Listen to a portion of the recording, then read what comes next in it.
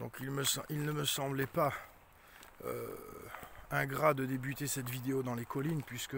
j'ai parlé très récemment du fait que j'étais sur le point d'entamer le tournage d'un film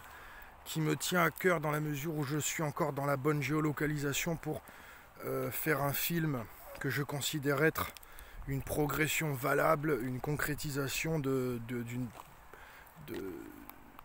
période où j'ai énormément traqué des choses du strict point de vue de la fabrication filmique, et cela a été souvent désastreux, mauvais, du moins incomplet, à part la version finale d'un film expérimental intitulé Rosebud qui a été publié en 2017,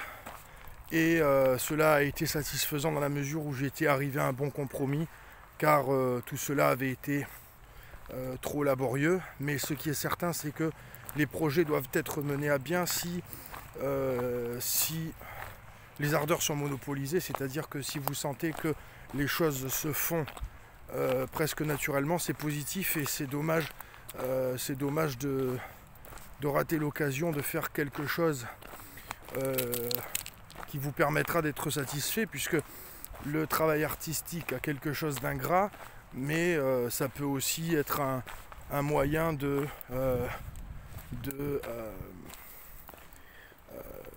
faire fonctionner de belles ardeurs, puisque nous ne sommes pas là pour nous contraindre. Et il apparaît évident que le tournage de ce film va bientôt débuter, car des personnes sont en train de se greffer à ce projet, et ce sont des personnes qui ont déjà été de près ou de loin impliquées dans des courts-métrages que j'ai pu faire par le passé, ou qui ont été intrigués, enthousiasmés par mon travail antérieurement. Donc cela a été assez bénéfique, et il ne pouvait pas y avoir d'autres cheminements que celui-ci, si bien que cette obsession de l'exécution dont certains ont parlé autour d'Emmanuel Macron ne me paraît pas totalement vaine, dans la mesure où il apparaissait évident que là où certains y ont vu de la condescendance lorsqu'Emmanuel Macron a intégré le pouvoir, c'était peut-être aussi une sorte de rempart, d'armure de protection pour gérer un poste qui est vraisemblablement vertigineux et qui dépasse tous les autres, puisque soudainement un jeune homme de 39 ans qui devient président de la République et qui se trouve donc accaparé par quelque chose d'immense, et des perspectives, des responsabilités monstrueuses, il fallait bien trouver une sorte de rempart, et peut-être cette condescendance-là d'Emmanuel Macron aura-t-elle été une manière de se protéger lui-même, ce qui n'empêche pas d'être scrupuleux observateur et de s'apercevoir que Emmanuel Macron a quelque chose de sensiblement impliqué, bien que cela pourrait étonner dans la civilisation du peuple français. Il a quelque chose, il est une sorte de voyageur, je l'avais déjà écrit, je l'avais déjà rédigé, c'est une sorte de voyageur, c'est une sorte d'itinéraire particulier où il embrasse quelque part certaines des aspirations des Français. Évidemment, beaucoup ont fini par devenir agressifs et par devenir véhéments à l'égard d'Emmanuel Macron, car ils n'ont pas eu gain de cause, et les Gilets jaunes ont eu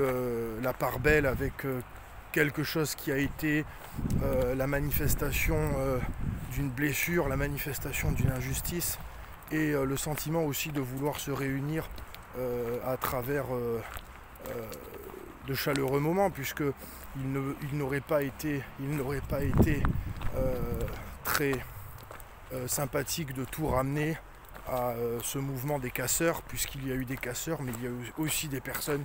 qui se sont senties blessées, qui se sont senties trahies, et qui ont juste voulu mettre en branle quelque chose pour pouvoir réparer les torts. Et Emmanuel Macron a été parfois quelque peu distant vis-à-vis de ce mouvement-là, mais je pense que c'est quelque chose qui fera indéniablement partie dans l'histoire de sa trajectoire, dans la mesure où c'était une sorte de combat invisible à ses yeux, car il fallait faire il fallait attribuer une part d'abstraction dans la mesure où les enjeux en interne étaient tellement importants du point de vue de la géopolitique et des relations étrangères qu'Emmanuel Macron n'a pas pu toujours se consacrer aux Gilets jaunes, et je pense que cela n'empêchera pas de faire systématiquement le parallèle entre ce moment de l'histoire de la civilisation française où d'une certaine manière Emmanuel Macron a été lié à ça, et certainement, comme Bernard Tapie l'a dit, je ne crois pas que Emmanuel Macron soit responsable des Gilets jaunes. Évidemment, c'était le fruit, c'était la cristallisation de décennies d'injustice, de sentiments de traîtrise, d'abandon, et ça s'est propagé, ça s'est déclenché à ce moment-là. Et évidemment, Emmanuel Macron a été pour certains le responsable intégral, alors que ça faisait déjà très longtemps que des gens se sentaient floués, se sentaient méprisés, se sentaient laissés sur le bord de la route. Donc il ne serait pas très prudent de tout ramener à Emmanuel Macron. Et il est dans cette espèce de, il a quelque chose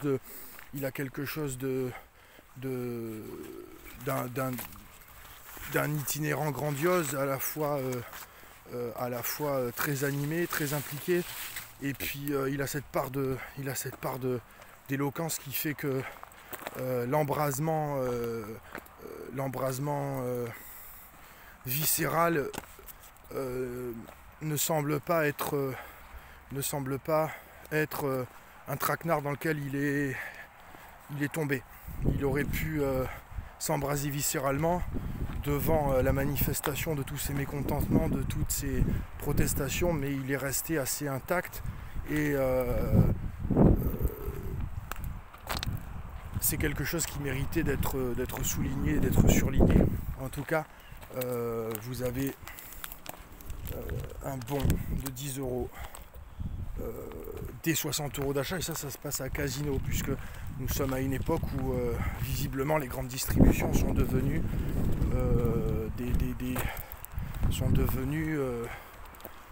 des lieux monstrueux en termes de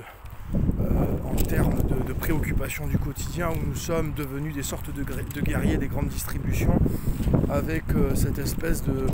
sentiment qu'il manquerait toujours quelque chose, un bidon de vaisselle, ou bien des éponges à gratter, et nous sommes inlassablement ramenés à la grande distribution, où nous nous sommes totalement asservis. C'est-à-dire que quelque part, il avait été dit je n'ai plus besoin de recourir au procédé périmé de la possession, vous vous possédez vous-même. C'est particulièrement ça qui a été intégré. Nous nous possédons nous-mêmes, et nous sommes dans une espèce de transe des grandes distributions où nous frappons par carte bancaire. Et évidemment, il existe des choses qui sont en train de se mettre en branle de manière alternative, comme le commerce biologique, les entreprises biologiques, les comptoirs bio, les forces alternatives de demain, avec des personnes qui soudainement se retrouvent liées avec une sorte de religiosité étrange et nouvelle à cette tendance forcenée du bio. Et ça, ce sont des choses que j'observe au quotidien et qui ne peuvent pas être contrecarrées, puisque beaucoup de grandes lignes sont en train de se dessiner, ne serait-ce que dans la presse internationale, entre certains qui prétendent que Trump incarne une vision rétrograde, et que vous avez tout ce nouveau monde qui est en train de se mettre en branle pour pouvoir promouvoir un monde très abordable, très acceptable, faire réduire tout ce qui est nocif et tout ce qui pourrait être contraire à la préservation de la planète. Enfin, ce sont des choses qui apparaissent véritablement comme les grandes lignes conductrices à travers la presse. Il suffit de s'accaparer quelques magazines pour le lire. En tout cas, c'était donc le moment de retourner dans les collines de Vaufrèges, et de pouvoir donc annoncer que le film allait se faire, et ça sera très prochainement. Il ne serait pas ingrat évidemment de répéter inlassablement we need to shine and thrive, we need to reach huge amounts of money. Surtout,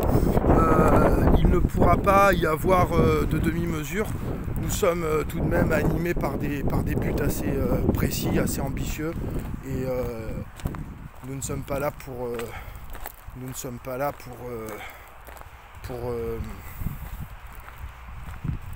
we need to shine and thrive.